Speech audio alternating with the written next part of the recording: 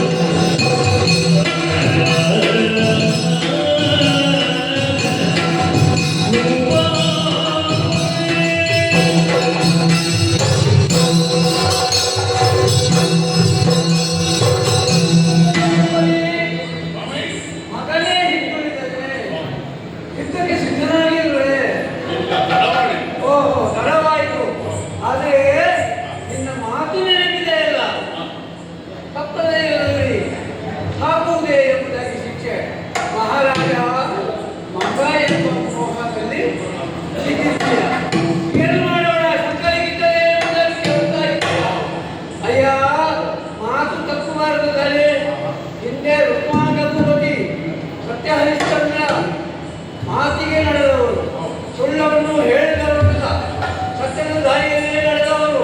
ಅಯ್ಯ, ಇದೀಗ ಮಗನೆಂಬ ವ್ಯಾಮೋಹಕ್ಕೆ ಒಳಗಾಗಿ ಅವನನ್ನು ಶಿಕ್ಷೆಯಿಂದ ಬಾರು ಮಾಡುವುದಕ್ಕೆ ಮುಂದಾದರೆ ಎರಡು ಊರಿನ ಜನರು ಏನೇನೋ ಮಾಡಿಯರು. ಅಷ್ಟೇ ಅಲ್ಲ, ಈ ಊರಲ್ಲಿ ಸಂಚಲಿತರಾದ ನಾವು ಇರುವುದಿಲ್ಲ, ಊರು ಬಿಟ್ಟು ಹೋಗ್ತೇವೆ. ನಮ್ಮ ಕುಲಪುರೋಹಿತರು ನೀವು, ಸ್ಮೃತಿಕಾರರು ನೀವು, ನಿಮ್ಮ ಆದೇಶವನ್ನು ತಟ್ಟಿ ಕಳೆಯುವುದಿಲ್ಲ. ಆದ್ದರಿಂದ ಮಂತ್ರಿಗಳಿಗೆ ಆಜ್ಞಾಪಿಸಿದ್ದೇವೆ, ತೈಲಕ್ಕೆ ಉರಿ ಹಚ್ಚಿ ರಾಜದ್ರೋಹವನ್ನು ಮಾಡಿದ, ದೈವದ್ರೋಹವನ್ನು ಮಾಡಿದ ನನ್ನ ಕರ್ಣಪುತ್ರನಾದ ಸುಧರ್ಮನನ್ನು ಆ ಎಣ್ಣೆಗೆ ಹಾಕಲಿ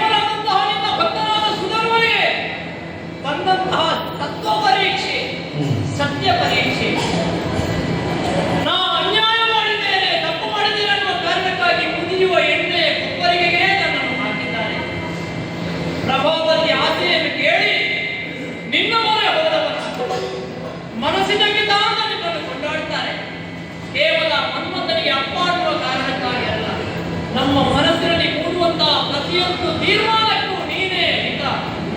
ಮನಸ್ಸಿನ ಪಿತನಾದಂತಹ ನೀನು ನನ್ನ ಹೃದಯ ಮಂದಿರದಲ್ಲಿ ಬಂದು ಹೀಗೆ ಮಾಡು ಸುಧರ್ಮ ಎಂಬ ಹಾಗೆ ಹೇಳಿದ ಕಾರಣ ಪ್ರಭಾವತಿ ಆಸೆಯನ್ನು ಪೂರೈಸುವುದಕ್ಕೆ ಅರಮನೆಯಲ್ಲಿ ಉಳಿದರೆ ಅದು ರಾಜದ್ರೋಹ ಎಂಬ ಹಾಗೆ ಈ ಎಣ್ಣೆಯ ಕೊಪ್ಪರಿಗೆಗೆ ಹಾಕಿದ್ದಾರೆ. ಪ್ರಭೋ, ನಾನು ಸಾಹಿತ್ಯ ಅನ್ನುವಂತಹ ಭೀತಿ ನನಗಿಲ್ಲ.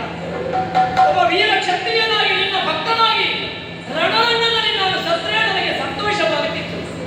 ಆದರೆ ಕೃಷ್ಣನ ಭಕ್ತನಾಗಿ ಅಪವಾದದ ಕೊಡೆಯನ್ನು ಹೊತ್ತುಕೊಂಡು ನಾನು ಸಾಯಬೇಕಾಯ್ತಲ್ಲ, ನನಗೆ ವೀರ ಮರಣ ಬರಬೇಕಿತ್ತು, ಅಪಮೃತ್ಯು ಬರ್ತಾ ಇದೆಯಲ್ಲ ಅನ್ನುವಂತಹ ಒಂದು ಬೇಸರ ನನಗುಂಟು ಸ್ವಾಮಿ. ಹಿಂದಕ್ಕಾದರೂ ನಿನ್ನ ಮೊರೆ ಹೊತ್ತವರನ್ನು ಯಾರನ್ನು ಬಿಟ್ಟವರನ್ನುವಂತೆ ನೀನು ಧರ್ಮವನ್ನು ರಕ್ಷಣೆ ಮಾಡುವುದಕ್ಕೆ ಅದರನ್ನು ಅಳಿಸುವುದಕ್ಕೆ ಬೇಕಾಗಿ ವೈಕುಂಠಪತಿಯಾದ ನೀನು ಹಲವಾರು ರೂಪವನ್ನು ತಾಳಿ ಬಂದಿಯಂತೆ. ವೇದೋದ್ಧಾರಕ ನೀನಾದೆ, ಚತುಷ್ಪದಿ ಗುರುಮನಾದೆ, ನರೋದ್ಧಾರಕ ಹಂದಿಯಾದೆ, ಕಂಬವನ್ನೊಡೆದು ಇಬ್ಬಂದಿಯುವ ಉಗ್ರ ನರಸಿಂಹನಾದೆ, ಮುಖ್ಯರೂಪಿಯಾಗಿ ಅಬ್ಜವನ್ನು ನಡೆದಂತಹ ಕುಂಟ ವಾಮನನಾದೆ, ತುಂಟ ಕ್ಷತ್ರಿಯರ ಬಂಟನ್ನು ಅಳಿಸುವುದಕ್ಕಾಗಿ ಶುದ್ಧ ಮಾರ್ಗವನಾದೆ, ಶ್ರೀರಾಮನಾಗಿ ಬಲಪಡಿಸಿ ಬರತನಿಸಿ ರಾವಣಾದಿ ಕಡಲನ್ನು ಸಂಹಾರ ಮಾಡಿ ಈಗ ಅಷ್ಟಮಿಯ ದಿನದಂದು ಅಷ್ಟಮದ ಗರ್ಭದಲ್ಲಿ ಅಣಿಮಿಷರ ಅಳುವನ್ನು ಆಲಿಸಿ ಅಸುರರ ಅದಕ್ಕನ್ನು ಅಳಿಸುವುದಕ್ಕೆ ಅವನಿಗೆ ಅವತರಿಸಿದ ಅವತಾರ ಪುರುಷ ಅಧಿಷ್ಠಾತ್ರ ದೇವತೆ ಕೃಷ್ಣ, ನಿನ್ನ ಭಕ್ತನಾದಂತಹ ಸುಧರ್ಮನಿಗೆ ಅಪಮೃತ್ಯು ಕೊಡಬೇಡ, ವೀರ ಮರಣವನ್ನು ಕೊಡು, ಸಾಹಿತ್ಯವನ್ನು ಕೊಡು. ನನ್ನನ್ನು ಈ ಸತ್ಯ ಪರೀಕ್ಷೆಯಲ್ಲಿ ಅಳಿಸ್ತೀಯೋ ಉಳಿಸ್ತೀಯೋ ಎಲ್ಲವೂ ಕೃಷ್ಣಾರ್ಪಣವಸ್ತು. ಕೃಷ್ಣ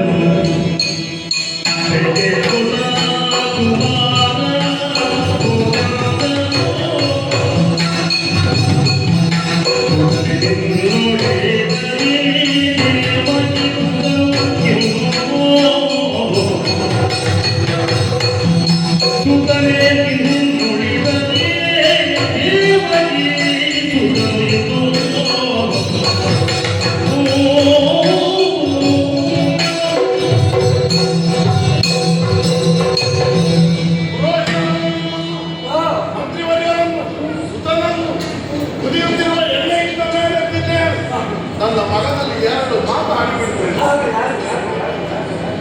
ಅಲ್ಲಿ ಇಲ್ಲಿಂದ ಸ್ನಾನ ಮಾಡಿ ಇನ್ನೊಂದು ಅಲಂಕರಿಸಿದ್ದೇನೆ. ನಾವು ಧರ್ಮಪುತ್ರ ಮಾಡಬೇಕು, ಕರ್ಮಪುತ್ರದಾಗಬೇಕನ್ನುವ ಭಾವನೆಯಿಂದ ನಿನ್ನನ್ನು ಪಡೆದೆವು, ಸಾಕಿದೆ. ಆದರೆ ನೀನು ಧರ್ಮದ ದಾರಿಯಲ್ಲಿ ಒಂದು ಅರಗಡೆಗೆ ವಿಚಲಿತನಾದ ಎನ್ನುವ ಭಾವದಿಂದ ನಿನಗೊಂದು ಅಗ್ನಿ ದಿವ್ಯವನ್ನು ಏರ್ಪಡಿಸಿದೆ. ಅಕ್ಕಸಾರಿಗೆಲ್ಲ ಕುಳುಮೆಯಲ್ಲಿ ಬಂದು ಚಿನ್ನವು ಕುಠಳಿಯಾಗಿ ಪರಿವರ್ತಿತವಾಗುತ್ತದೆ. ನೀನಿಂದೀಗ ಅಗ್ನಿ ದಿವ್ಯವನ್ನು ಗೆದ್ದು ಕೃಷ್ಣಾನುಗ್ರಹಕ್ಕೆ ಪಾತ್ರನಾಗಿದ್ದೀಯ. ಅದನ್ನು ಶಿಕ್ಷೆ ಅಂತಲ್ಲ, ಶಿಕ್ಷಣ ಅಂತ ಭಾವಿಸಿ. ಹೌದು, ನಮ್ಮ ಪರಮೋದ್ದೇಶ ಚಂಪಕಾವತಿಯ ಮಣ್ಣಿನಲ್ಲಿ ಕೃಷ್ಣನ ಪಾದ ರಜಸ್ಪರ್ಶವಾಗಬೇಕು. ನಮ್ಮವರೆಲ್ಲರೂ ಅವರ ದಿವ್ಯಾನುಗ್ರಹಕ್ಕೆ ಪಾತ್ರರಾಗಬೇಕು. ಹಾಗಾಗಬೇಕೆಂದಾದರೆ ಕ್ಷತ್ರಿಯರಿಗೆ ಸಹಜವಾದ ರಣರಂಗದಲ್ಲಿ ಹೋರಾಡಬೇಕು. ಅದಕ್ಕಾಗಿ ಸಿದ್ಧನಾಗಿ ರಣರಂಗಕ್ಕೆ ಮುಂದೆ ಹೋಗು. ನಿನಗೆ ಇಷ್ಟಾದ ಸಿದ್ಧಿಯಾಗಲಿ. ಕೃಷ್ಣನ ಪೂರ್ಣಾನುಗ್ರಹವಿರಲಿ.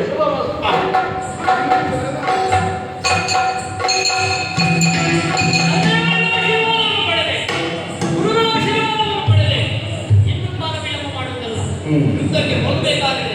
ಹಾಗೆ ಹೋರಾಟ ಮಾಡುವುದು ಅರ್ಜುನನಲ್ಲಿ ಸಾಮಾನ್ಯ ಯುದ್ಧ ಸಾಧ್ಯ.